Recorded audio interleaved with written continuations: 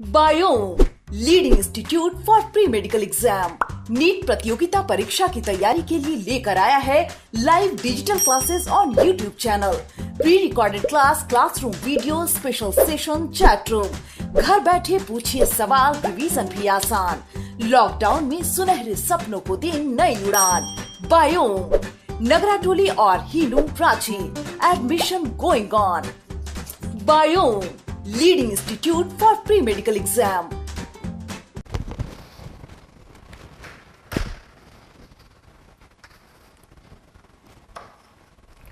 Good morning, a very good morning to all of you. Let us start this session with our new topic vernalization. ठीक है, start और stop आज ही लग जाएगा, ये chapter अभी खत्म हो जाएगा आधे घंटे के अंदर। Good morning, good morning, good morning. चलिए तो डिस्कस करते हैं आज के सेशन का सबसे पहला topic, that is vernalization. Vernalization, तो वर्नलाइजेशन जो है ये समझने की कोशिश करते हैं कि प्लांट के अंदर इस टर्म का मतलब क्या है। सिंपल सा मतलब है, एक प्लांट है, प्लांट का अगर लाइफ साइकिल डिस्कस करें तो दो स्टेजेस आते हैं। एक आता है वेजिटेटिव स्टेज, वेजिटेटिव फेज, जहां पर एक प्लांट रूट बनाता है, स्टेम बनाता है और रूट बनाता है, स्टेम बनाता है और लीफ बनाता है। ठीक है, दिस इज वेजिटेटिव फेज। और एक बार वेजिटेटिव फेज कंप्लीट हो जाए उसके बाद यहां पर क्या बनता है, फ्लावर। क्या बन रहा है, फ्लावर।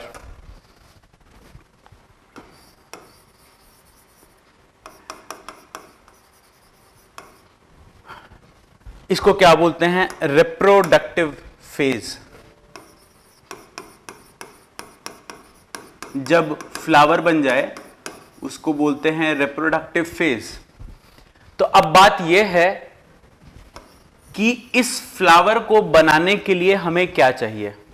ठीक है, इस फ्लावर को बनाने के लिए हमें क्या चाहिए। देखो, फ्लावर बनाने के लिए हमें चाहिए हॉर्मोन्स।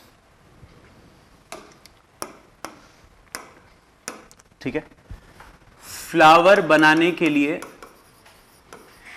हमें चाहिए हॉर्मोन्स। और कौन सा हार्मोन चाहिए, जिबरेलिक एसिड।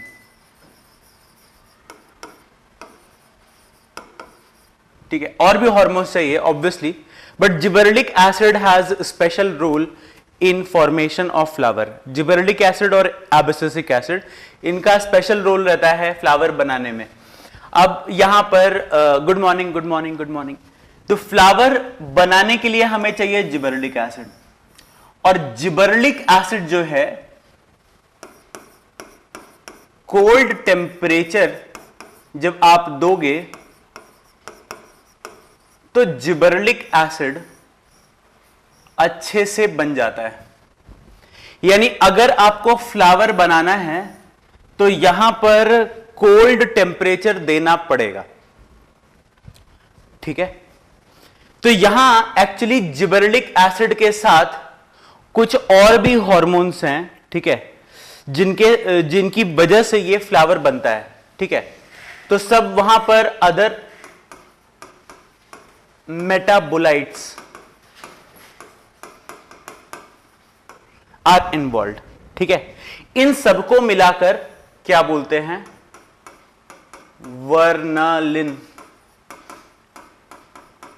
ठीक है, तो वर्नालिन क्या हो गया, एक हाइपोथेटिकल हार्मोन। हाइपोथेटिकल हार्मोन, ठीक है, जो बिलीव किया जाता है कि जिसका एक कंपोनेंट है gibberellic acid. Gibberellic acid is part of vernalin. ठीक है, तो वर्नालिन एक हाइपोथेटिकल हार्मोन है। हाइपोथेटिकल मतलब क्या है, आइसोलेट नहीं कर पाए हैं अभी इसको। वर्नलिन को एक्सट्रैक्ट नहीं कर पाए हैं एज इट इज, बस ऐसा बिलीव करते हैं कि वर्नलिन जो है उसका एक कंपोनेंट जिबरेलिक एसिड है, दूसरे कंपोनेंट्स उतने ज्यादा क्लियर नहीं हैं। तो वर्नलिन की प्रेजेंस में वर्नलिन की प्रेजेंस में क्या बनता है? फ्लावर। और वर्नलिन का जो फॉर्मेशन होता है वो ठंडे टेम्परेचर में होता है। तो ये बात आपको बताएगी कि फ्लावरिंग। तो बस यहां पर आप यही कहते हो good morning good morning good morning. तो अभी यहां पर आप कहते हो कि सिंपल सी चीज है, फ्लावर बनाना है तो ठंडा टेम्परेचर चाहिए, ठीक है। और इससे फायदा क्या होता है? ठीक है, इससे फायदा क्या होता है? एक तो ये बात हो गया। दूसरा, requirement of cold temperature.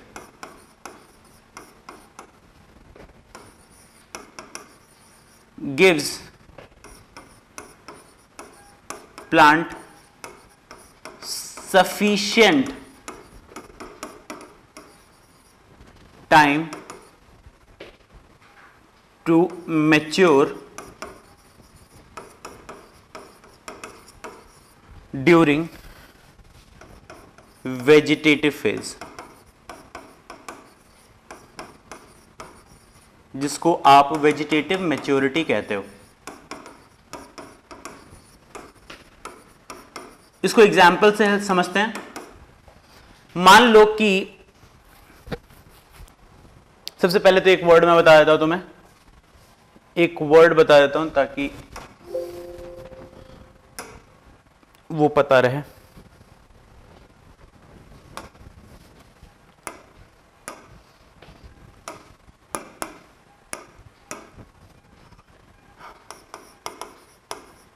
Annual plants,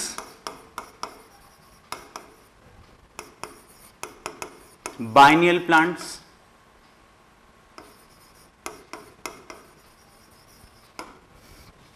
और पेरिनियल प्लांट्स।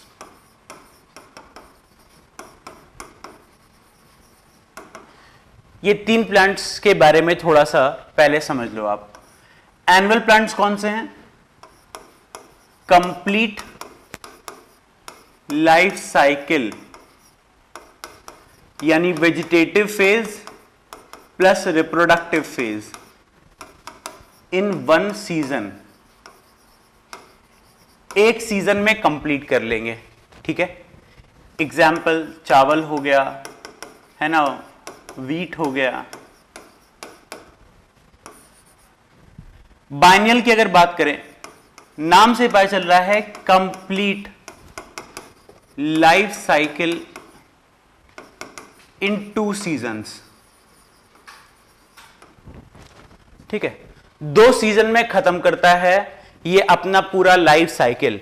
ऐसे प्लांट्स को हम क्या बोलते हैं? Biennial plants. एग्जाम्पल रेडिश, है ना, हेनबेन, कैरेट, ये सब जो हैं बाइनियल प्लांट्स की कैटेगरी में आ गए। और कंप्लीट, अगर आपका प्लांट लाइफ साइकिल कंप्लीट कर रहा है इन मोर देन 2 सीजन्स, ठीक है। देखो ईयर नहीं लिख रहे अपन, है ना, ईयर हमारे हिसाब से होता है जनवरी, फरवरी, मार्च, है ना, दिसंबर, ये मंथ्स हमने बनाए, ह्यूमन ने। प्लांट को जनवरी फरवरी नहीं आता, उनके हिसाब से सीजन है। सीजन कौन कौन से होते हैं? विंटर सीजन, स्प्रिंग सीजन, है ना, ये जो ठंडा वाला है ये विंटर है। विंटर के बाद क्या आएगा? स्प्रिंग आएगा। स्प्रिंग के बाद क्या आएगा? समर आएगा। समर के बाद फिर क्या आएगा? मॉनसून आ गया। मॉनसून के बाद फिर क्या आ गया? ऑटम आ गया। तो ये कुछ चीजें हैं, कुछ सीजन्स हैं जो कि लगभग एक नॉर्मल कंट्री में आपको देखने को मिलेगा। तो ये जो है कंप्लीट साइकिल इन 2 सीजन्स, तो ये सीजन के हिसाब से। मान लो कि वहां पर विंटर सीजन भी प्लांट रहा और विंटर के बाद जो स्प्रिंग आता है, ठीक है, उस स्प्रिंग में भी, मतलब अगर हम लोग एक रफ आइडिया लें तो वहां पर आपके कौन कौन सीजन हो गए? लेट सपोज अगर स्टार्ट करें समर, समर के बाद फिर वहां पर मॉनसून, फिर ऑटम, फिर विंटर, फिर स्प्रिंग, ठीक है, और फिर समर। तो ये जो साइकिल है, इसमें अगर 2 सीजन आपका प्लांट ले रहा है अपने लाइफ साइकिल कंप्लीट करने के लिए, तो क्या बोलेंगे, बाइनियल प्लांट है, ठीक है। अगर 1 सीजन ले रहा है तो एनुअल का जनरल मतलब होता है 1 साल, बट 1 साल यहां पर नहीं है, ध्यान रखिएगा। प्लांट के हिसाब से प्लांट सीजन मानते हैं, साल नहीं मानते, ठीक है।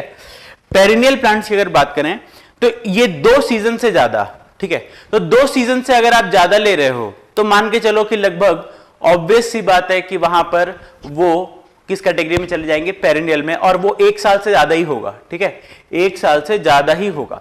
तो एग्जाम्पल्स में मान लो कि आपके बागान में जो आम का पेड़ है ना, आप देख रहे हो कितने साल से वो है ना, बरगद का पेड़, ये है ना, ये सब जो है ये क्या है, ये सब पेरिनियल प्लांट्स की कैटेगरी में आते हैं। तो 3 कैटेगरी के प्लांट्स हो गए, annual, biennial and perennial plants, ठीक। अब देखो यहां पर वापस से अपने उस पर चलते हैं। यहां पर देखो क्या लिखा हुआ है, रिक्वायरमेंट ऑफ कोल्ड टेम्परेचर, ये जो जरूरत है ठंडे टेम्परेचर की, किसको समझते हैं, एग्जाम्पल समझते हैं। मान लो एक प्लांट है, ये प्लांट, ठीक है, इसके सारे पार्ट्स इसने क्या किया है, ध्यान सुनना, इसने सारे पार्ट्स बना लिए, यानी स्टेम बना लिया, लीफ बना लिया और रूट बना लिया, ठीक है। ये तुमने लगाया कब था, ये प्लांट तुमने लगाया था अक्टूबर में। कब लगाया था, ऑटम में लगाया था, लेट सपोज अक्टूबर में लगाया था। तो एक चीज समझो, जो आदमी स्टेम बना सकता है, लीफ बना सकता है, रूट बना सकता है, क्या उसके लिए फ्लावर बनाना इतना ज्यादा डिफिकल्ट था? नहीं। ये आदमी अगर 3 पार्ट्स बना सकता है तो साथ में फ्लावर भी बना सकता था, बट फ्लावर बनाने के लिए हमें क्या चाहिए होता है, हार्मोन। कौन सा, वर्नलिन। सारे प्लांट्स को नहीं, ध्यान रखना, सारे प्लांट्स को नहीं, ये जो वर्नलिन है it is required by winter varieties.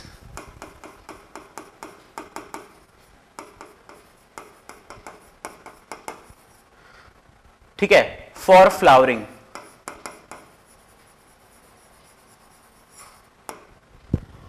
Flower बनाने के लिए ये हार्मोन चाहिए, किसको, विंटर वैरायटीज को चाहिए होता है, ध्यान रखिएगा।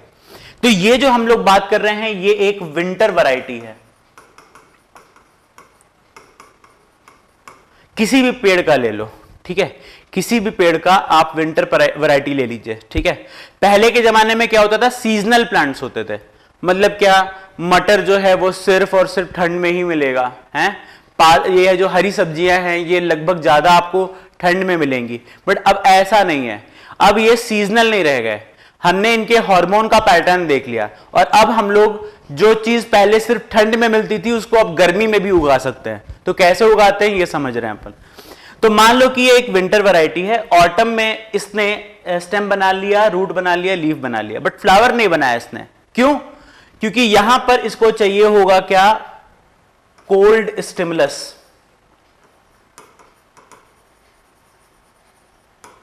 इन दिसंबर। और जब इसको कोल्ड स्टिमुलस मिल जाएगा दिसंबर में, उसके बाद ये आदमी क्या करेगा, फ्लावर बना लेगा।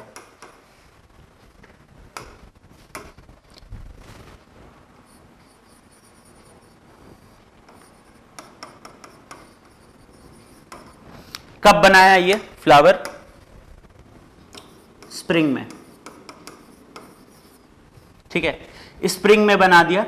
और ये जो स्प्रिंग में फ्लावर, मतलब स्प्रिंग के स्टार्टिंग में ही, विंटर खत्म होने के साथ, जैसे विंटर कम हुआ ना, तो विंटर कम हुआ यानी स्प्रिंग आ गया, और स्प्रिंग आ गया यानी वहां पर मान लो कि वहां पर मार्च, early March,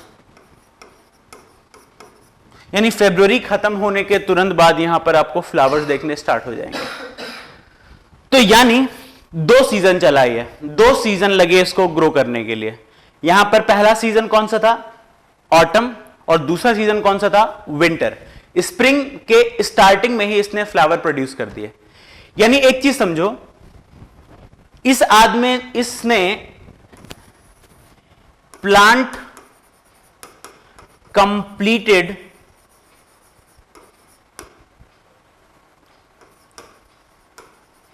formation of stem, leaf and root in October itself, but December period gave it time for vegetative maturity.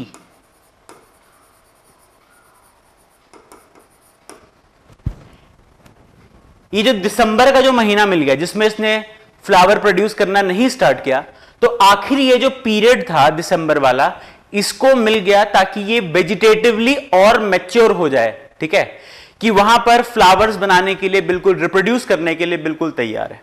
आप इसको अपने साथ भी रिलेट कर सकते हो। याद करिए कि रिप्रोडक्टिव जो है, रिप्रोडक्टिव कैपेसिटी आपकी जो है प्यूबर्टी के बाद है। ठीक है, प्यूबर्टी खत्म होने के बाद रिप्रोडक्टिव कैपेसिटी हो जाती है, बट फिर भी गवर्नमेंट क्या बोलती है कि लड़कों के लिए 21, लड़कियों के लिए 18, यानी ये जो एजेस बनाए गए हैं इनका मतलब है वेजिटेटिवली आप यानी सोमैटिकली आप क्या कर जाओ, मैच्योर हो जाओ बिफोर रिप्रोड्यूसिंग एक्चुअली। ठीक है, तो ये जो आपको समय मिलता है इसमें आप जो है आपकी जो मैच्योरिटी है वो बढ़ती है। एग्जैक्टली वैसे ही ये जो ठंड वाला जो महीना होता है ये प्लांट यूज करता है अपनी मैच्योरिटी को बढ़ाने के लिए, और फिर एक बार इसको ये समय मिल गया तो ये क्या हो जाता है, फिर ये फ्लावर बनाने के लिए तैयार हो जाता है। अब देखो एग्जैक्टली यही चीज यहां पर लिख रखी है।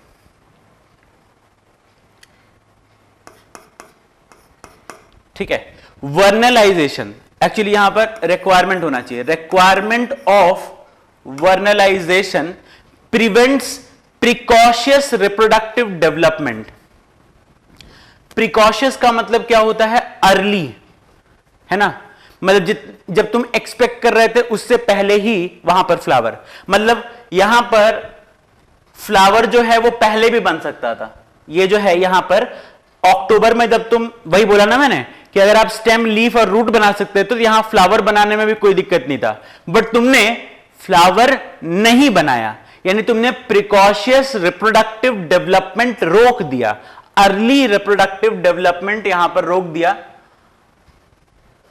Late in growing season, growing season मतलब जब वो वेजिटेटिव ग्रोथ करता है। ठीक है ना, growing season is the season where a plant grows its vegetative parts।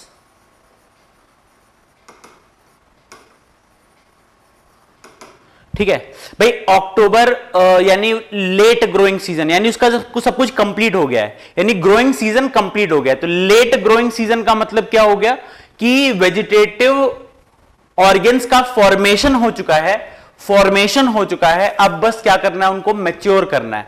तो यहां पर enables the plant to have sufficient time to reach maturity, है ना।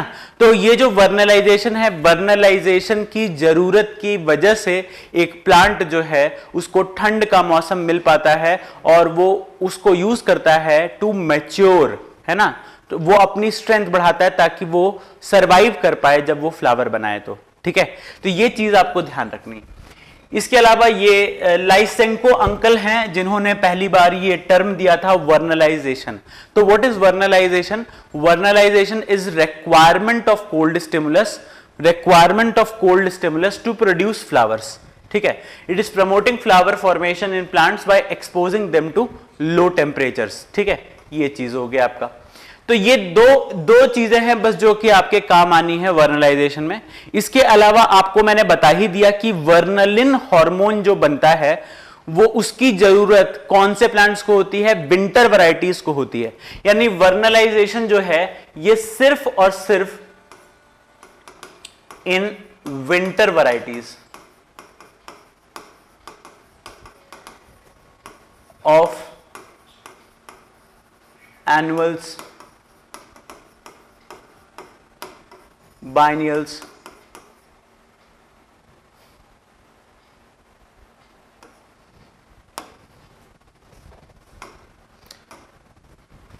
पेरिनियल्स में नहीं, सिर्फ इन दोनों में ध्यान रखिएगा। एनुअल्स और बाइनियल्स में ये कंडीशन आपको चाहिए, जरूरत पड़ता है। पेरिनियल्स में जरूरत नहीं, क्योंकि देखो अब आम का पेड़ एक बार मैच्योर हो गया है ना, आम का पेड़ एक बार मैच्योर हो गया तो हर ठंडी में उसको, या हर उसका जो मान लो कोई विंटर वैरायटी है आम के पेड़ का, जनरली आम कब होता है, गर्मी में होता है, तो मान लो कोई विंटर वैरायटी है आम का, तो उसको बार बार नहीं जरूरत पड़ेगा, ठीक है, उसको बार बार मैच्योर होने की जरूरत नहीं पड़ेगी। तो वर्नलाइजेशन का जरूरत सिर्फ उसको पहली बार पड़ेगा, और एक बार जो है हो गया काम तो फिर उसको जरूरत नहीं होगी। इसीलिए ध्यान रखिएगा कि वर्नलाइजेशन की जरूरत मेनली किसको होती है, एनुअल्स को और बाइनियल्स को, और कौन सी वैरायटी को, विंटर वैरायटी को। तो आपके क्वेश्चन जो हैं लगभग इन दोनों स्टेटमेंट से ही खत्म हो जाएंगे। इसके अलावा जो बेसिक टर्म्स हैं, प्रिकॉशियस, एनुअल का मतलब क्या, बाइनियल का मतलब ये हमने डिस्कस कर लिया है। अब यहां पर डिस्कस कर रहे हैं हम लोग एक और बात।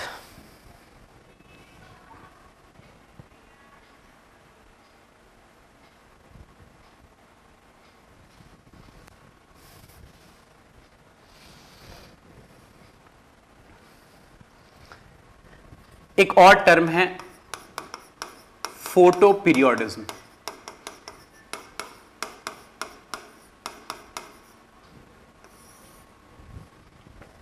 फोटो पीरियोडिज्म,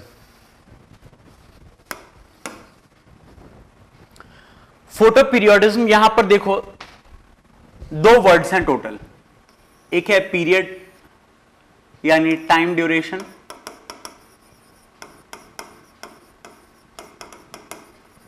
और दूसरा है फोटो यानी लाइट। टोटल दो वर्ड से ये बना है, एक है फोटो और दूसरा है पीरियड, यानी amount of light period given to a plant to produce flowers. अब देखो, एक अभी तुमने फिनोमिना पढ़ा कि हमें ठंडा टेम्परेचर चाहिए होता है, और एक अब मैं बता रहा हूं तुम्हें कि यहां पर फ्लावर बनाने के लिए, फ्लावर प्रोडक्शन के लिए, ठीक है, दो कंडीशंस होंगी। कुछ प्लांट्स को फ्लावर बनाने के लिए, ध्यान सुनना, कुछ प्लांट्स में फ्लावर बनाने के लिए लेस लाइट ड्यूरेशन चाहिए। लेस लाइट ड्यूरेशन में वो क्या बनाते हैं, ABA, और ABA जो है वो फ्लावर बनाने के लिए रिस्पॉन्सिबल है, ठीक है। तो यहां पर आपको ध्यान रखना है कि short day condition, short day condition में अगर लाइट प्लांट को कम मिल रहा है, यानी वहां पर ABA का सिंथेसिस होगा, एक तरह का स्ट्रेस कंडीशन हो गया, लाइट चाहिए होता है प्लांट को, तो वहां पर उस स्ट्रेस में ABA का फॉर्मेशन होता है, और वो ABA फ्लावर का फॉर्मेशन कर देता है, ठीक है। तो कुछ प्लांट्स में इस तरह का मैकेनिज्म चलता है। दूसरा, कुछ प्लांट्स में लॉन्ग लाइट ड्यूरेशन चाहिए होता है फ्लावर बनाने के लिए। लॉन्ग लाइट ड्यूरेशन जो है ये प्रोड्यूस करता है जिबरेलिक एसिड, और जिबरेलिक एसिड की वजह से बनता है फ्लावर।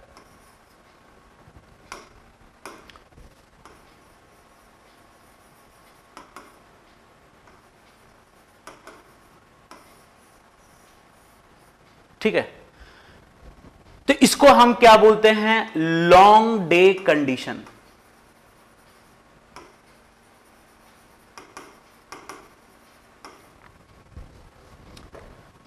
समझ में आया? तो एक केस हो गया ये वाला, दूसरा केस हो गया ये वाला, और तीसरा केस हो गया कि लाइट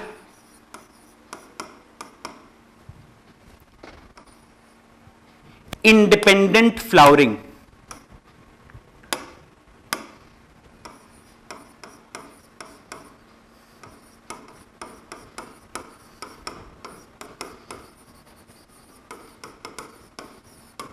तीन केस हुआ, एक वो कंडीशन जिसमें लाइट चाहिए होता है फ्लावर बनाने के लिए, और एक ये कंडीशन जिसमें लाइट नहीं चाहिए होता है फ्लावर, मतलब लाइट कितना दे रहे हो वो फर्क ही नहीं पड़ रहा, लाइट के ड्यूरेशन का कोई असर ही नहीं पड़ रहा। तो यहां पर तीन कैटेगरी के लो हो गए। ए वालों को हम क्या बोलेंगे, ऐसे प्लांट्स को हम क्या बोलेंगे, शॉर्ट डे प्लांट्स।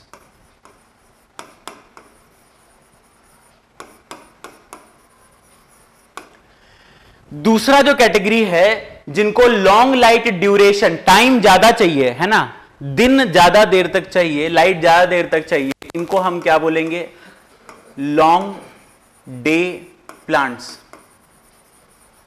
शॉर्ट में इसको एसडीपी बोल सकते हैं और इनको एलडीपी बोल सकते हैं।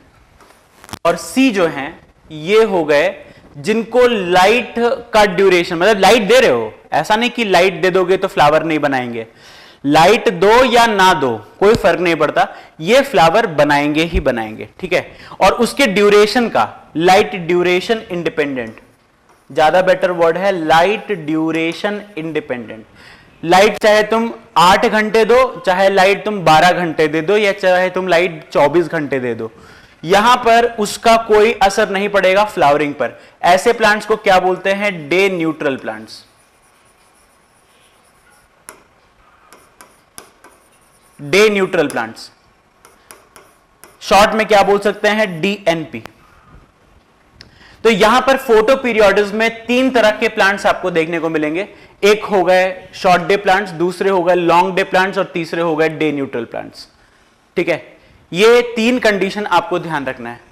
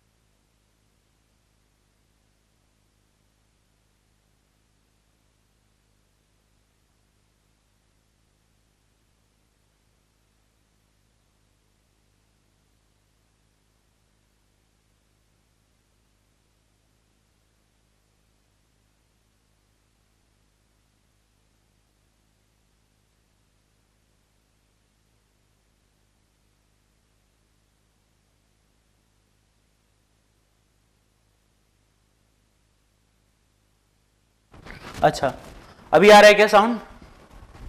साउंड आ रहा है क्या? अभी है ठीक?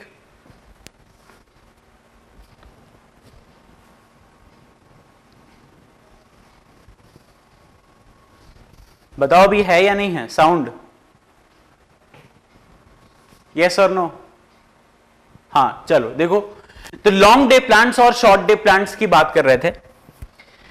इसको डिफाइन करने से पहले हम लोग एक टर्म डिस्कस कर लेते हैं, क्रिटिकल फोटो पीरियड। एक टर्म डिस्कस कर रहे हैं, critical photo period.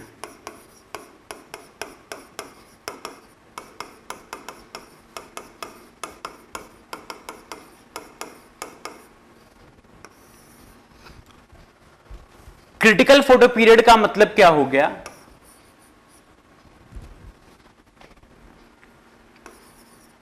Minimum duration of light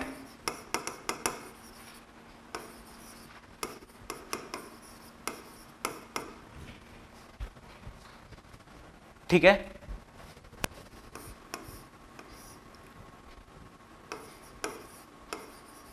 above which flowers are produced in long day plants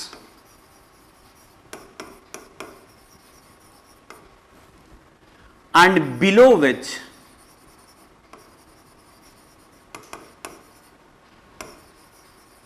flowers are produced in short day plants।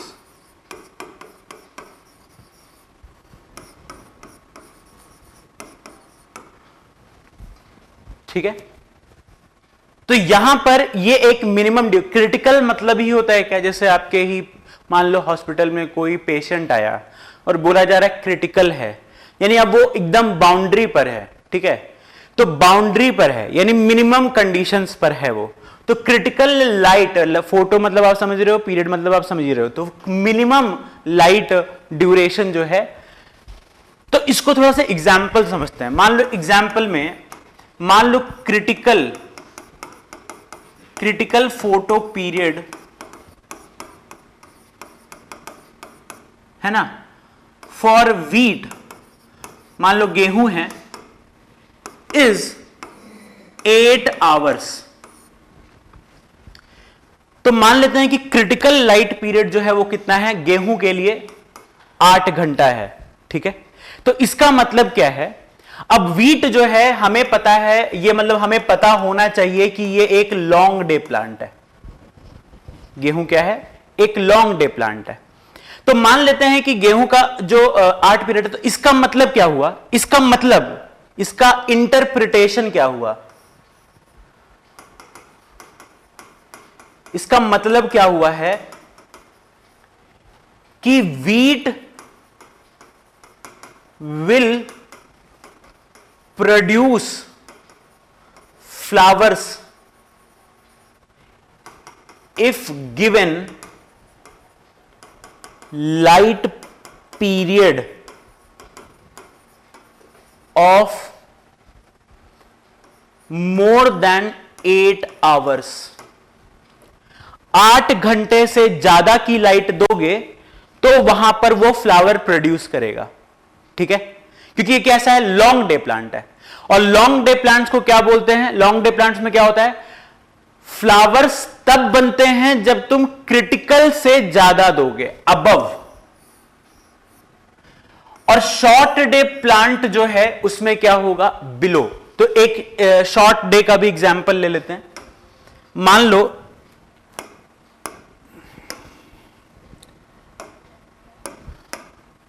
मान लो कहीं पर लिखा हुआ है, ठीक है, स्टेटमेंट है, कहीं पर तुम पढ़ रहे थे और वहां पर लिखा है कि critical photo period of tobacco, जो कि एक शॉर्ट डे प्लांट होता है, इज 12 आवर्स। ठीक है, ये क्या हो गया, critical photo period.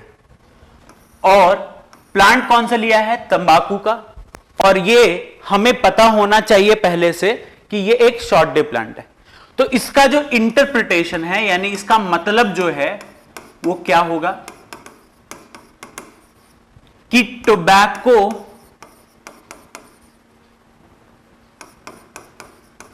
Plant will produce flower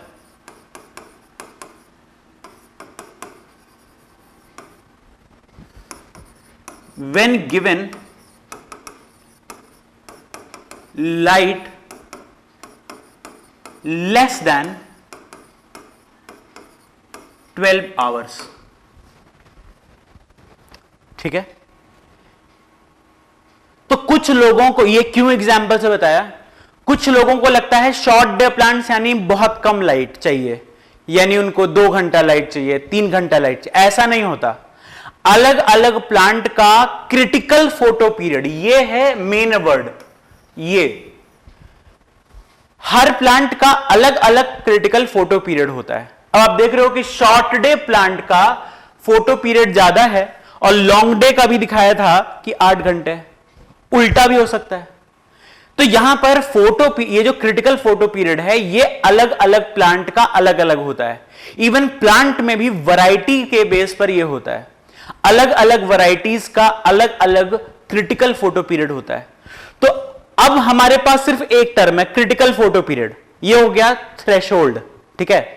अब अगर हम लोग शॉर्ट डे प्लांट की बात कर रहे हैं तो शॉर्ट डे प्लांट तब फ्लावर करेगा जब वो क्रिटिकल फोटो पीरियड से कम लाइट दोगे, ठीक है।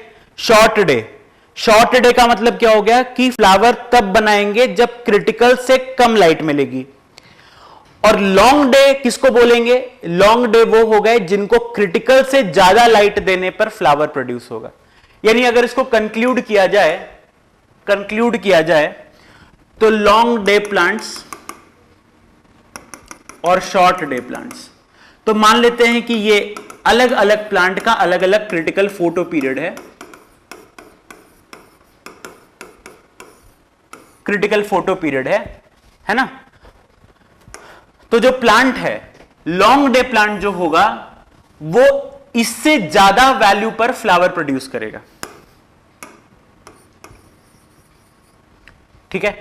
और अगर इससे कम दोगे तो फ्लावर नहीं बनेगा, फ्लावर बनाएगा, फ्लावर नहीं बनाएगा, ठीक है। ये हो गया लॉन्ग डे प्लांट। दूसरा कंडीशन क्या है? Short day plants just opposite होंगे, क्रिटिकल से कम दोगे तो फ्लावर बनेगा, क्रिटिकल से कम लाइट दोगे तो फ्लावर बनेगा, और क्रिटिकल से ज्यादा दे दोगे तो फ्लावर नहीं बनाएंगे।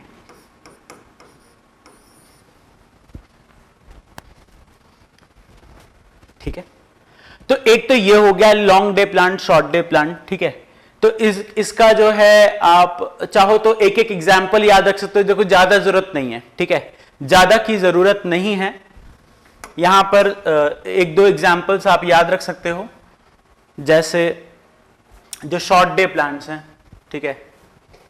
शॉर्ट डे प्लांट्स के एग्जाम्पल्स मान लो कि सबसे इंपॉर्टेंट टोबैको आपको याद रखना है ना, सोयाबीन याद रख सकते हो, राइस याद रख सकते हो, शुगर केन याद रख सकते हो, ठीक है। इसमें सबसे इंपॉर्टेंट टोबैको है ना, टोबैको याद रखेगा। और यह भी ध्यान रखना कि ये जो फोटो पीरियोडिज्म है सबसे पहले discovered by Garner and Allard in tobacco, ठीक है। तो क्योंकि ये डिस्कवर हुआ था टोबैको में, इसलिए आपको टोबैको का नाम याद रखना है, जो कि एक कौन है? शॉर्ट डे प्लांट है, ठीक है। लॉन्ग डे प्लांट्स की अगर बात करें तो लॉन्ग डे प्लांट में आप ज्यादा नहीं याद रखोगे, बहुत कम जरूरत है। वीट हो गया, ठीक है, हेनबेन हो गया, चाहो तो याद रख सकते हो, एक ही बहुत सफिशिएंट है, ठीक है। ये कंडीशन हो गया। इसके अलावा जो है आप डे न्यूट्रल प्लांट्स में कॉटन का नाम याद रख सकते हो। कॉटन को क्रिटिकल फोटो पीरियड से कोई लेना देना नहीं है, ठीक है। इसके अलावा टमाटर हो गया, ये क्या है? डे न्यूट्रल के एग्जाम्पल्स हैं। तो आप जो है अगर मतलब इसको हम लोग अगर मिनिमाइज कर लें तो एक एक एग्जाम्पल भी सफिशिएंट है, एक एक एग्जाम्पल भी सफिशिएंट है यहां पर, ठीक है।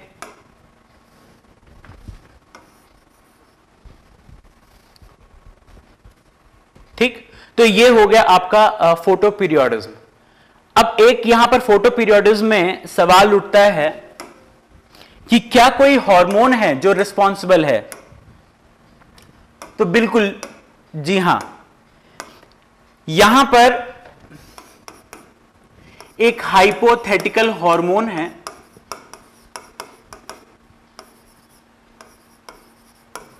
Hormone responsible for flowering according to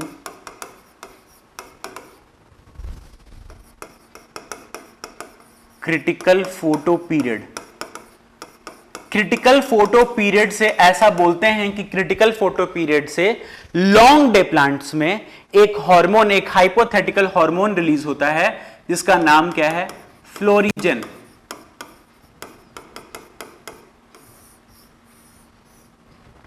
ठीक है, तो फ्लोरिजन जो है इसमें बोला जाता है कि it is a combination of gibberellic acid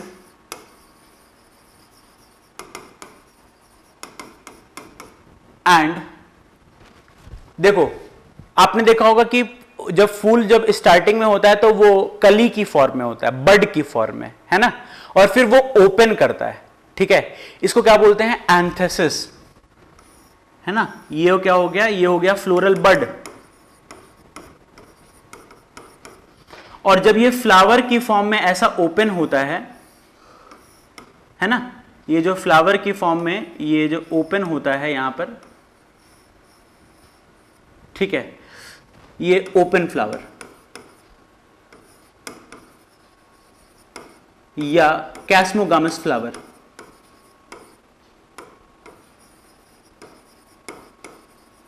ठीक है।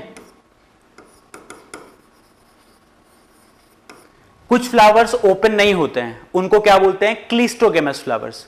तो ये क्योंकि ये एक कैस्मोगेमस फ्लावर है इसलिए ये ओपन हो रहा है। And the process of opening, ये जो ओपनिंग ऑफ फ्लावर है इसको क्या बोलते हैं? एंथेसिस।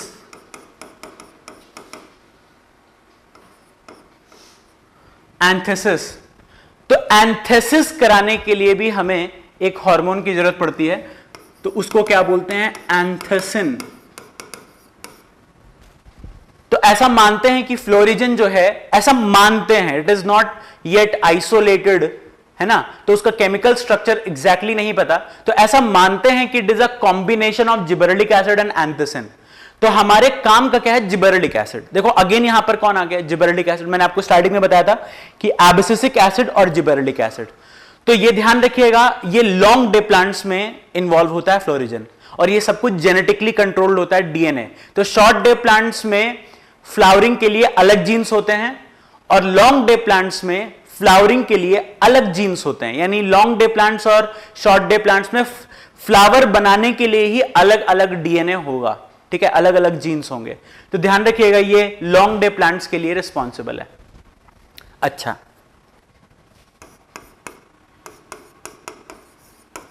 पिगमेंट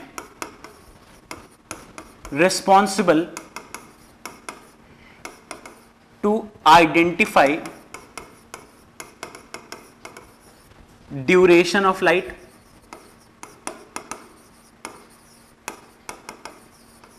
देखो हम लोग उतनी देर से डिस्कस कर रहे हैं कि क्रिटिकल फोटो पीरियड, किसी का क्रिटिकल 8 घंटा, किसी का क्रिटिकल 10 घंटा। तो तुम्हारे पास ड्यूरेशन देखने के लिए घड़ी है, बट प्लांट्स के पास तो नहीं है। प्लांट्स के पास बिना घड़ी के ये सारा ड्रामा चल रहा है। तो ये जो ड्यूरेशन है, कितनी देर लाइट मिला, क्रिटिकल फोटो पीरियड के लिए घंटा गिनना जरूरी है। और ये घंटा गिनने का काम कौन करता है? एक पिगमेंट। ऑब्वियस सी बात है, तभी तो इसका नाम पिगमेंट है। तो पिगमेंट क्या होता है? एक ऐसा केमिकल मॉलिक्यूल जो कि लाइट को सेंस कर सकता है। कितनी देर तक लाइट मिल रहा है, कितनी देर तक अंधेरा है, यह सब कुछ सेंस कर सकता है। समझ रहे हो? तो ये जो पिगमेंट है इसका नाम क्या है? फाइटोक्रोम। तो ये एक कलरफुल पिगमेंट है, ये एक ब्लूइश पिगमेंट है जो कि लाइट को सेंस कर सकता है। और ये जो, इसीलिए इसका नाम क्या है? क्रोम। कलरफुल है इसलिए क्या बोला? क्रोम। और फाइटो वर्ड का मतलब क्या होता है? प्लांट। ऑब्वियस सी बात है। अब अगर आप इसका लोकेशन देखोगे, location of phytochrome,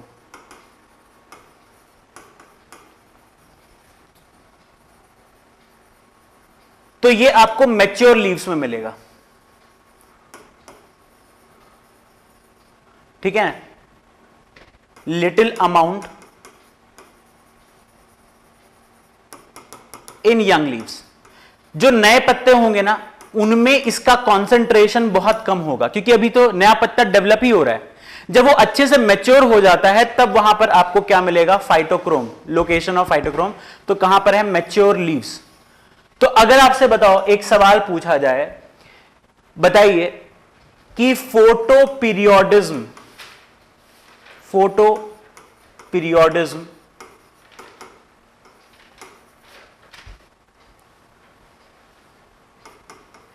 is sensed by, बताइए, by which organ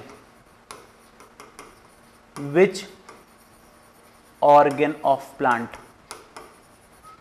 First option is young leaf, दूसरा ऑप्शन है mature leaf, तीसरा ऑप्शन है फ्लावर, और चौथा ऑप्शन है स्टेम। फटाफट बताइए कमेंट में, कमेंट बताइए ए बी या सी या डी, ए बी सी या डी। बिल्कुल सही जवाब, बहुत बढ़िया आकर्ष, जूही बिल्कुल सही जवाब, वीरेंद्र बिल्कुल बढ़िया। क्या होगा इसका answer, mature leaf. Photoperiodism sense करने वाला कौन है, फाइटोक्रोम है, और फाइटोक्रोम कहां मिलता है, मैच्योर लीव्स में अच्छे से आपको कॉन्सेंट्रेशन मिलेगा। तो यहां पर ये जो फोटोपीरियोडिज्म है ये भी आपको कहां मिलेगा, मैच्योर लीफ के अंदर। ठीक है, तो ये तो आपको ध्यान रखना, ये एनसीईआरटी में लिखा हुआ है, ये एनसीईआरटी में लिखा हुआ है ये पार्ट। ठीक है, ठीक है, बिल्कुल सही सोनी। तो यहां पर ये जो है आपको ध्यान रखना है और ये याद कर लेना है ना। एक तो आपको लॉजिकली पता होना चाहिए और लॉजिकली के साथ याद भी, cramming is an important part. ठीक है ना। वो पिक्चरों के चक्कर में मत पड़ना कि याद करना बुरा चीज है, बिल्कुल भी नहीं है। ठीक है, याद करने से आपका ब्रेन हेल्दी होता है। ठीक है, और कॉन्सेप्ट तो मेन चीज हो गया कि क्या आप पढ़ रहे हैं ये तो पता ही होना चाहिए। आप देख रहे होगे यहां पर क्रैमिंग का कोई हिसाब नहीं है। ठीक है, मैं खुद भी क्रैम करना मेरे को अच्छा नहीं लगता, but at certain locations you have to cram, you don't have any other option. तो आपको वहां पर पहले चीजों को समझना है।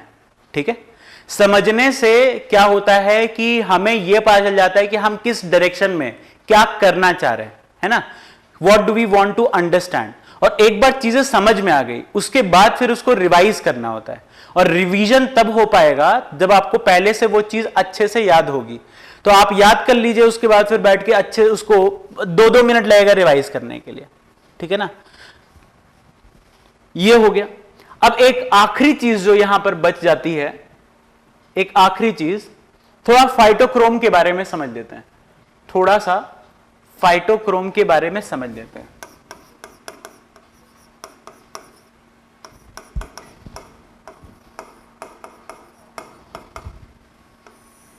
ठीक है, ये एक ब्लूइश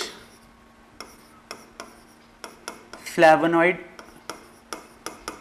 मॉलिक्यूल है ना।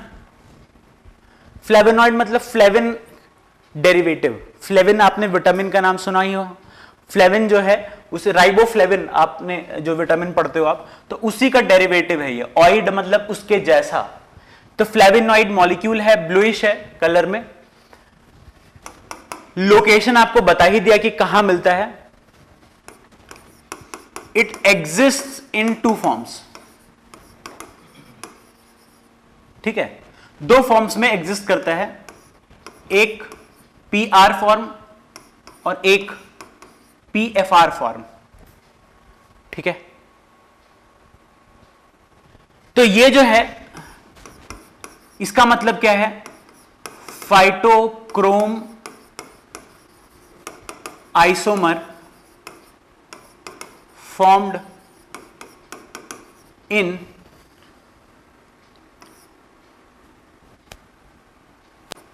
Far red light. ठीक है, ये वो फाइटोक्रोम है जो कि फार रेड लाइट में बनता है। इसको क्या नाम देते हैं? PR। क्या बोलते हैं? R। और ये जो PFR है, ये क्या है? ये दूसरा आइसोमर है, phytochrome isomer formed in red light.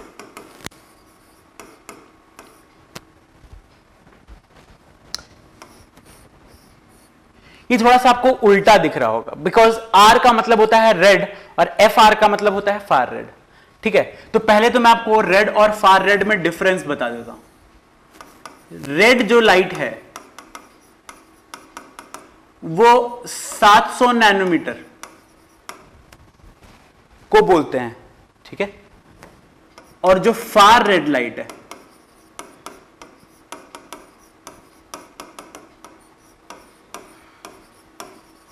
760 nanometre को फार रेड बोलते हैं। तो पहले मैं आपको बता दूं कि फार रेड जो लाइट है वो एक्चुअली जब अंधेरा हो जाता है, जैसे शाम है, ठीक है भाई, लाइट में आपने बोल दिया कि लाइट में अलग अलग होते हैं विबग्योर, है ना। हम लोग 400 नैनोमीटर से स्टार्ट करते हैं और 700 तक जाते हैं, नैनोमीटर तक जाते हैं। ठीक है, तो ये जो है ये है लाइट, यानी ये विजिबल है तुम्हें, ये है उजाला वाला पार्ट, ये है उजाला वाला पार्ट। और आपको बताया था कि इधर से इधर जब आप जाते हो तो आपका एनर्जी जो है इधर से इधर में एनर्जी कम होता जाएगा और वेवलेंथ बढ़ता जाता है ना। ये बताया था आपको कि एनर्जी जो है वो कम हो जाएगा और वेवलेंथ बढ़ता जाता है इधर। यानी इसके बाद सोचो, इसके बाद आता है फार रेड जिसका वेवलेंथ होता है 760 नैनोमीटर और इसका जो एनर्जी है, एनर्जी लेस देन रेड। ठीक है, और ये लाइट जो है, ये जो लाइट है ये लगभग मान के चलो जैसे शाम के वक्त जब लगभग उजाला कम हो रहा है, कम हो रहा है, कम हो रहा है, कम हो रहा है और हल्का अंधेरा हो गया, तो समझ लीजिए उस टाइम में वहां पर क्या होगा, फार रेड है। We can not see it, है ना। ह्यूमन आईज जो है फार रेड रीजन को सेंस करने में थोड़ी तकलीफ होती है, बहुत हल्का दिखता है। ठीक है, तो फार रेड जो है ये हमारे विजिबिलिटी के बाहर है। प्लांट में ये जो फाइटोक्रोम पिगमेंट है ये सेंस कर सकता है। ठीक है, तो ये फार रेड को भी सेंस कर सकता है और रेड को। तो ध्यान रखना, ये जो एरिया है in this light range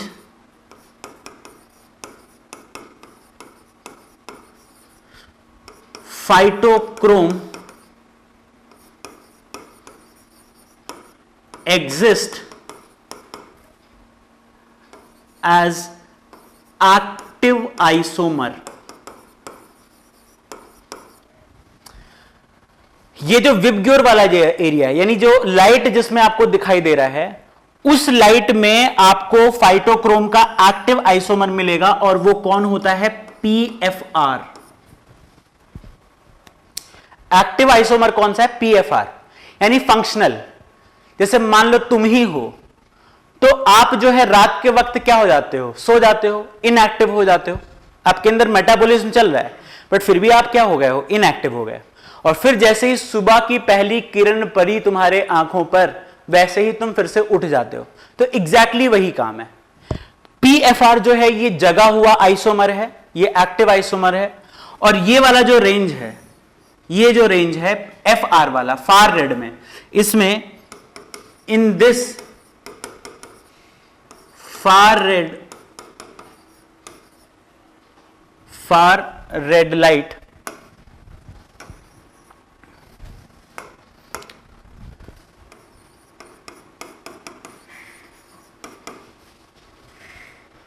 phytochrome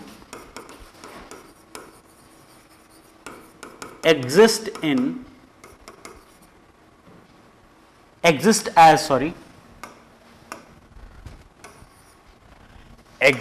as inactive isomer, जिसको हम क्या बोलते हैं, PR।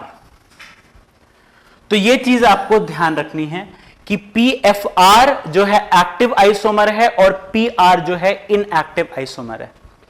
ठीक है, तो यहां इनका जो कन्वर्जन होता है, इसका जो कन्वर्जन होता है PR PFR में कन्वर्ट हो सकता है और PFR PR में कन्वर्ट हो सकता है।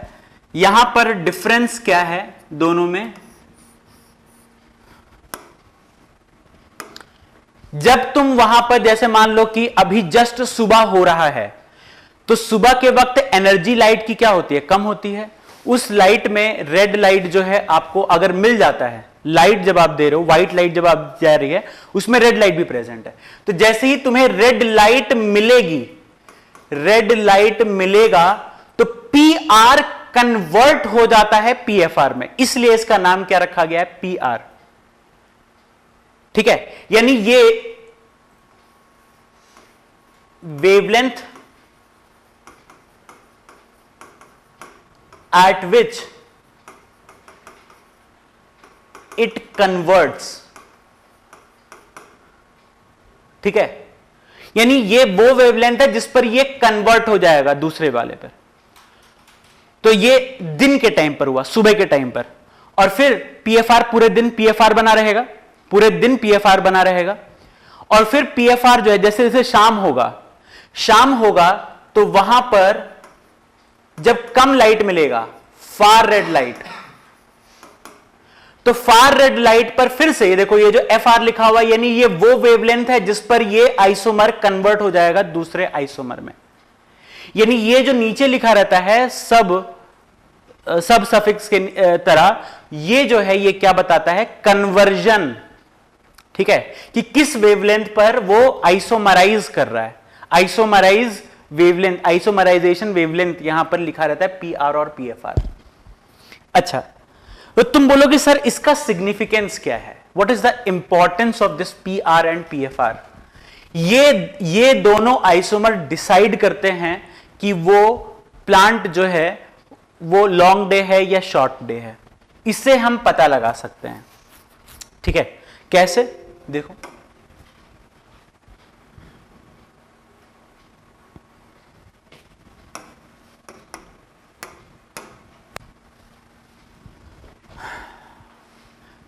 इससे पहले कि हम लोग डिस्कस करें, मैं आपको फिर से याद दिला दूं, PR डार्कनेस में बनता है। ठीक है, PR का जो कॉन्सेंट्रेशन है यह बताता है कितना डार्कनेस है। अगर PR का कॉन्सेंट्रेशन प्लांट के पत्ते में, अगर लीफ लिया तुमने और उस लीफ में PR का कॉन्सेंट्रेशन ज्यादा है, यानी अंधेरा ज्यादा देर तक था, और PFR का कॉन्सेंट्रेशन अगर ज्यादा है, तो यह क्या बताता है, लाइट के बारे में। यानी अगर PFR का कॉन्सेंट्रेशन ज्यादा तो उजाला ज्यादा देर तक था, अगर PR का कॉन्सेंट्रेशन ज्यादा तो अंधेरा ज्यादा देर तक था। ठीक है, तो ये जो है PR और PFR से आप क्या प्रिडिक्ट कर सकते हो कि उस पत्ते को ज्यादा लाइट मिला है या ज्यादा अंधेरा मिला है। अब मैं आपसे कुछ सवाल पूछूंगा, चलो। तो यहां पर पहला सवाल है कि मान लो तुम्हें मैं बोलूं कि PR बाई PFR का concentration if more than 1,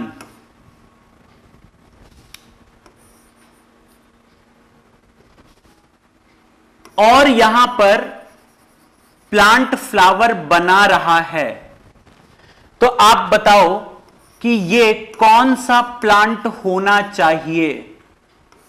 plant will be short day plant या लॉन्ग डे प्लांट या डे न्यूट्रल प्लांट। जल्दी बताइए, A, B या C।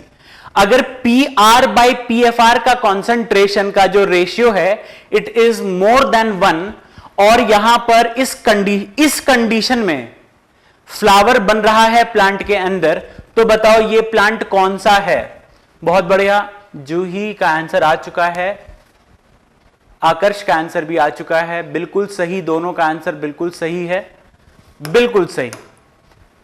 भैया एक चीज देखो, पी आर मतलब डार्कनेस, पी एफ आर मतलब ये लाइट को इंडिकेट करता है, यानी डार्क बाई लाइट का रेशियो मोर देन 1 है। इसका मतलब क्या हो गया कि डार्कनेस, डार्क पीरियड ज्यादा देर था, लाइट पीरियड कम देर था, और इस कंडीशन में फ्लावर बना है। यानी इस प्लांट को लाइट नहीं चाहिए, क्या चाहिए? डार्कनेस, डार्क पीरियड ज्यादा देर चाहिए, है ना। तो यहां पर ये जो प्लांट है ये क्या हो जाएगा? Short day plant.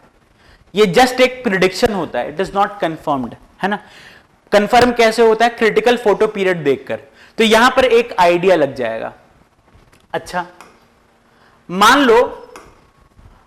लो कि अगर ये इस कंडीशन में फ्लावर नहीं बने, अगर फ्लावर प्रोड्यूस ना हो, तब ये कौन सा प्लांट होगा? Long day plant, short day plant या डे न्यूट्रल प्लांट? अगर सेम कंडीशन में अगर प्लांट फ्लावर ना बनाए तो ये कौन सा प्लांट होगा? सेम कंडीशन में अगर ये फ्लावर ना बनाए तो ये कौन सा प्लांट होगा? Long day plant, short day plant या डे न्यूट्रल प्लांट? जल्दी बताओ।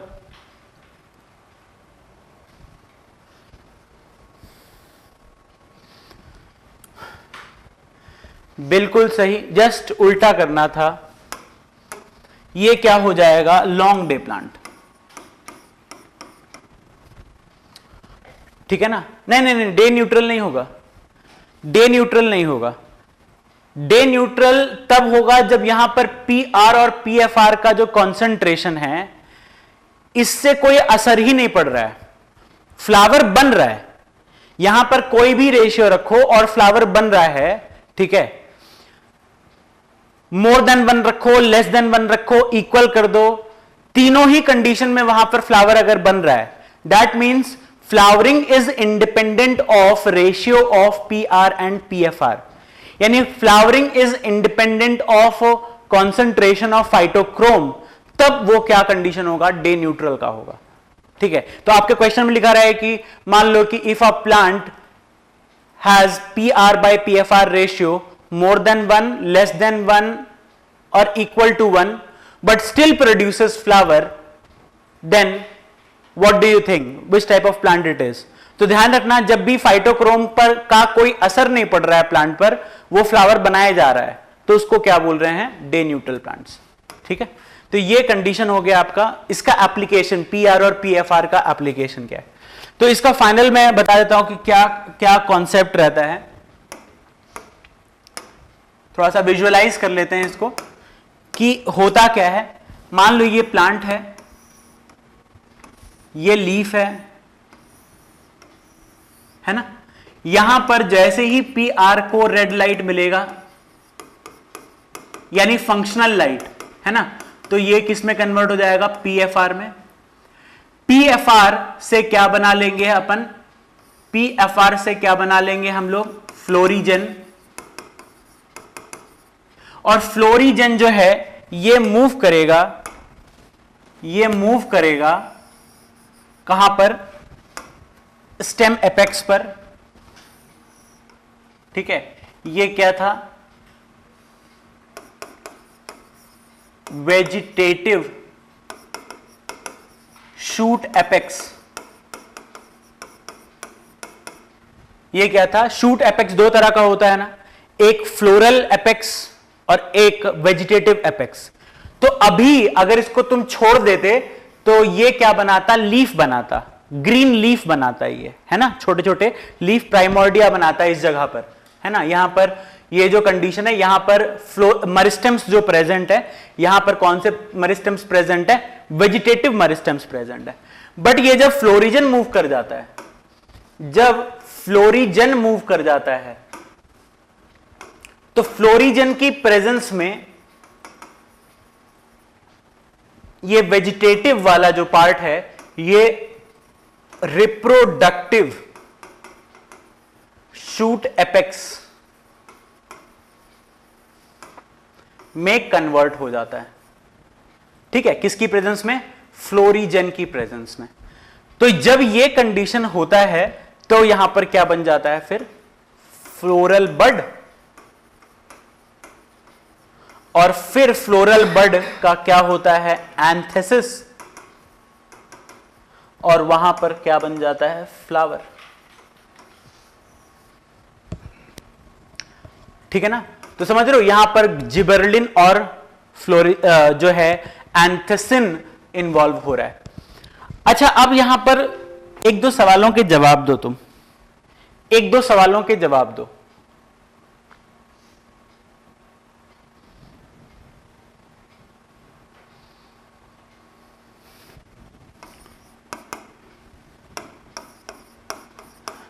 Cold temperature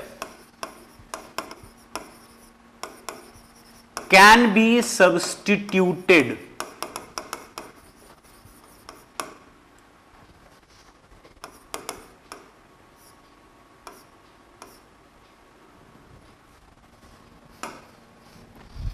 by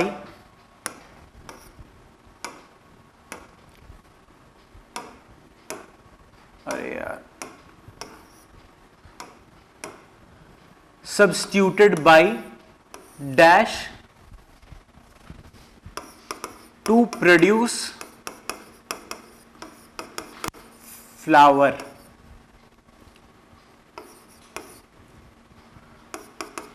florigen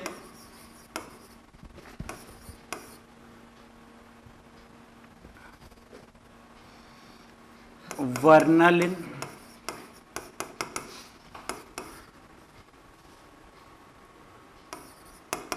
gibberellic acid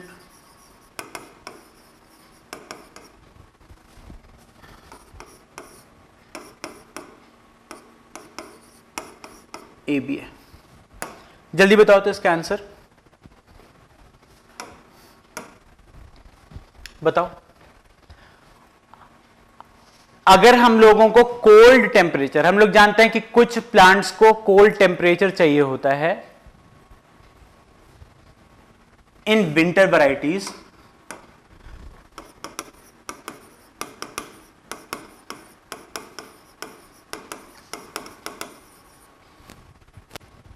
तो यहां पर आप सब्स्टिट्यूशन के लिए क्या यूज कर सकते हो? चलो, जूही का आंसर आ चुका है।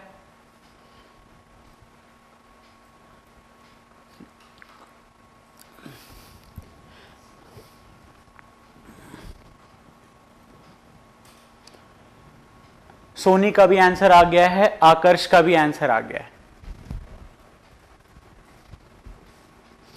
अब देखो मेरी बात, यहां पर सुनो मेरी बात ध्यान से सुनना। सबसे पहले है कि कोल्ड टेम्परेचर को हमें सब्स्टिट्यूट करना है, रिप्लेस करना है। मान लो कि हम लोग एक विंटर वैरायटी है और इसको गर्मी में ग्रो करना चाहते हैं। मान लो मूली जो है, मूली एक बाइनियल प्लांट है और विंटर वैरायटी है, तो मूली को, रेडिश को हम लोग गर्मी में ग्रो करना चाहते हैं। तो गर्मी में ठंडा टेम्परेचर तो मिल नहीं रहा, यानी ठंडे कोल्ड टेम्परेचर को सब्स्टिट्यूट करना पड़ेगा, किसी और चीज से रिप्लेस करना पड़ेगा। अब किससे कर सकते थे? तो एक चीज सोचो, आपको मैंने बताया था, एक तो फ्लोरिजन जिनका आंसर है, प्लीज थोड़ा सा आप जो है अपना प्रेजेंस ऑफ माइंड और बढ़ाइए, है ना।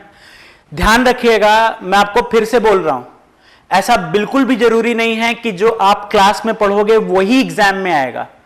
क्लास में आपको मैं एक लेवल ग्राउंड दूंगा कि आप खेल पाओ वहां जाके, है ना। वहां पर आप एक फाइटर हो, आप एक बॉक्सिंग करने वाले इंसान हो, आपको मैं सिर्फ ट्रेन कर सकता हूं, ठीक है। लड़ना तुम्हें ही है जाके वहां पर। अब लड़ने जाओगे तो वहां पर सामने वाला फाइटर कौन सा मूव चलाएगा उसके हिसाब से आपको फाइट करना है, ये नहीं कि तुम ट्रेनिंग ही वाला चला रहे हो, है ना। तो प्रेजेंस ऑफ माइंड आपको रखना है, तभी आप वहां पर रिंग में फाइट कर सकते हो ज्यादा देर तक। तो आप जो है, जो लोग मतलब कि जो अच्छे बच्चे हैं, है ना, और वो गलती करते हैं तब ज्यादा दिक्कत होती है। अच्छे बच्चे मतलब जो रिवीजन करते रहते हैं, मेरे हिसाब से वही अच्छे बच्चे हैं, ठीक है। तो यहां पर आपसे मैं रिक्वेस्ट करूंगा कि थोड़ा प्रेजेंस ऑफ माइंड रखें। फ्लोरिजन आपको मैंने बताया था हाइपोथेटिकल हार्मोन है, और ऊपर से ये कोल्ड का तो इससे कोई लेना देना ही नहीं है, ये तो लाइट के लिए रिस्पॉन्सिबल है। तो ये वाले तो बिल्कुल खराब। जिनका आंसर था वर्नलिन, आपको मैंने बताया था ये हाइपोथेटिकल, यानी ये सिर्फ दिमाग में है, इसका केमिकल स्ट्रक्चर हमें नहीं पता। यानी आप वर्नलिन कैसे डालोगे, जो चीज एग्जिस्ट ही नहीं करता, जो चीज हाइपोथेटिकल है, उसको तुम अप्लाई कैसे करोगे, नहीं कर सकते। तो ये भी गलत है। हाइपोथेटिकल चीजों को हम लोग यूज नहीं कर सकते, ध्यान रखिएगा, वो सिर्फ दिमाग में है, असली मत नहीं है। असलियत में क्या है, जिबरेलिक एसिड। तो यहां पर जिबरेलिक एसिड आपको बताया था कि वर्नलिन के अंदर, वर्नलिन ऐसा बिलीव करते हैं कि वर्नलिन का एक कंपोनेंट कौन है, जिबरेलिक एसिड। तो अगर या तो तुम्हें ठंडा टेम्परेचर मिल रहा है तब फ्लावर प्रोड्यूस हो जाएगा, और मान लो तुम्हारे पास ठंडा टेम्परेचर नहीं है, तब तुम क्या कर सकते हो, जिबरेलिक एसिड डाल दोगे और जिबरेलिक एसिड वहां पर फ्लावर प्रोड्यूस कराएगा। यानी विंटर वैरायटी को तुम गर्मी में ग्रो करा सकते हो जिबरेलिक एसिड डाल के, ठीक है। और भी कंडीशन चाहिए होंगे, बट ये कर सकते हो। तो ध्यान रखिएगा ये चीज, ठीक है ना। क्या होगा इसका आंसर, सी। खराब ये लगा कि एक का भी आंसर नहीं आया था, हैं। थोड़ा सा सोचना भी है, जरूरी नहीं कि आपको डायरेक्ट क्वेश्चंस मिलेंगे, डायरेक्ट क्वेश्चंस की उम्मीद मत करना, है ना। एग्जामिनर जो है वो आपको सेलेक्ट नहीं करना चाहता, आपको एलिमिनेट करना चाहता है। ये एग्जाम सिलेक्शन के लिए नहीं, it is an elimination exam. वो चाहते हैं कि जितने ज्यादा से ज्यादा लोग बाहर निकल जाएं, आपको वहां पर फाइट मार के अंदर जाना है, तो आपको सोचना पड़ेगा चीजों को। अच्छा, एक और क्वेश्चन का जवाब दो। ये थोड़ा बताना ठीक से, मैं चाहता हूं कि सारे लोगों का सही हो। Long day conditions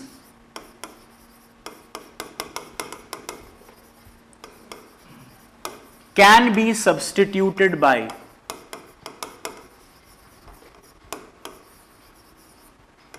dash to produce flowers.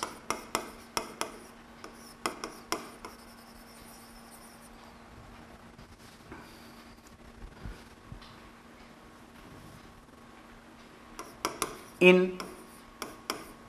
short day plants।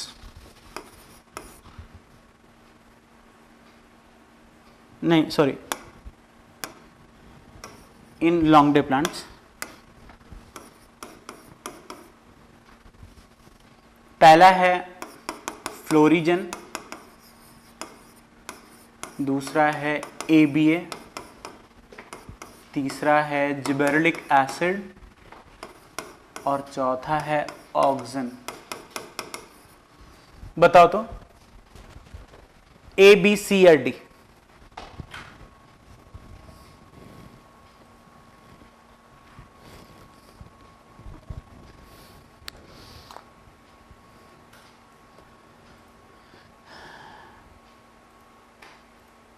बहुत बढ़िया, बहुत अच्छे।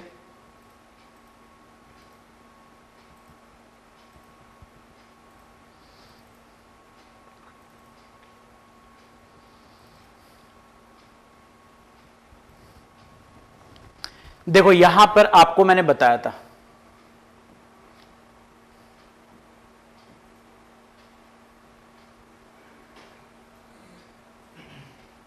ये देखो, लॉन्ग लाइट ड्यूरेशन से क्या बनता है, जिबरेलिक एसिड। सुनना, लॉन्ग लाइट ड्यूरेशन से क्या बनता है, जिबरेलिक एसिड, और जिबरेलिक एसिड से क्या बना सकते हैं हम लोग, फ्लावर्स, ठीक है। तो मान लो कि हमारे पास लॉन्ग लाइट नहीं है, मान लो हमारे पास लॉन्ग लाइट नहीं है, तो हम लोग डायरेक्टली भी क्या डाल सकते हैं, जिबरेलिक एसिड डाल सकते हैं और क्या बना सकते हैं, flower, in case of long day plants. Long day plants में मान लो कि आपके पास लंबा दिन नहीं है, तो आप वहां पर जिबरेलिक एसिड डाल दोगे तब भी फ्लावर बन जाएगा। ठीक है, तो यहां पर यह चीज समझिए कि मान लो कि आप जो है कोई गर्मी का प्लांट है, भाई गर्मी में लंबा दिन होता है और ठंड में दिन छोटा होने लगता है। तो मान लो कोई गर्मी वाला प्लांट है जिसको आदत है लॉन्ग डे की, अगर तुम इसको ठंड में ग्रो करना चाहते हो जहां पर duration of light come time के लिए होता है, तो वो जो लॉन्ग डे पीरियड है उसको तुम सब्स्टिट्यूट कैसे कर सकते हो, by addition of gibberellic acid. ठीक है, by addition of gibberellic acid. अच्छा, अब आखिरी सवाल जो है यहां पर, आखिरी सवाल, short day plants, short day condition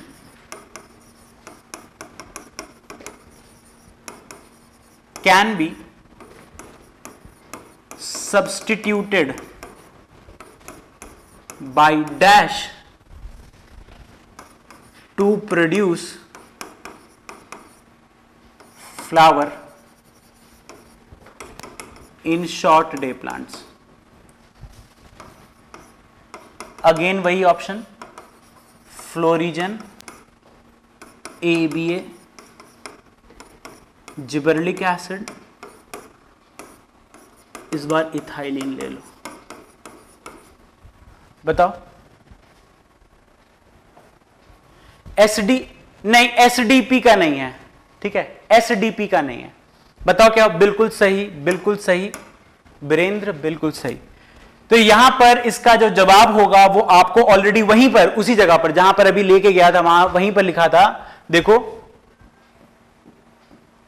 कि जो शॉर्ट डे कंडीशन होता है, ये देखो, लेस लाइट ड्यूरेशन जो है शॉर्ट डे कंडीशन में बनता है एब्सिसिक एसिड, और एब्सिसिक एसिड की वजह से बनता है फ्लावर। तो मान लो तुम्हें ये नहीं मिल पा रहा है, अगर ये मान लो ये नहीं मिल पा रहा है, तो डायरेक्टली तुम क्या डाल सकते हो, एब्सिसिक एसिड, और एब्सिसिक एसिड से क्या बना देगा। बिल्कुल सही, सबका सही है। तो यहां पर ये क्या हो जाता है, एब्सिसिक एसिड। इसका जो आंसर है वो क्या हो जाएगा, एब्सिसिक एसिड। ठीक है, तो ये था आपका चैप्टर। ठीक है, ये आपका चैप्टर था प्लांट ग्रोथ एंड डेवलपमेंट। ठीक है, तो with this we have successfully completed this chapter. देखिए, revision is the key strategy. मैं आपको हर क्लास में बोलता हूं, हर चैप्टर के बाद कहता हूं कि रिवाइज अगर आप करते हो तो बार बार जब आप देखते हो ना, तो आपका जो थॉट है, सेम चीज को आप बिलीव करो या नहीं करो, ठीक है, आप सेम चीज को जब 2 बार 3 बार पढ़ोगे तो आपका जो अंडरस्टैंडिंग है, हाँ सोचना भी पड़ेगा उसमें। ऐसा नहीं कि बस आंख बंद करके रटे जा रहे हैं, SDP is replaced by ABA, SDP is replaced by AB, ऐसा नहीं कर सकते। जब आप वहां पर थोड़ा सोच रहे हो, 2 मिनट टाइम दोगे, तो 2 से 3 बार के बाद आपका जो अंडरस्टैंडिंग लेवल है वो बढ़ जाता है, सेम चीज को बार बार पढ़ने से। तो इंस्टेड ऑफ कि पूरा ओशियन खोज रहे हो कि और क्या पढ़ ले और क्या पढ़ ले, पढ़ो लिमिटेड और क्वेश्चन सॉल्व करो अनलिमिटेड। ठीक है, यही स्ट्रैटेजी आपकी होनी चाहिए।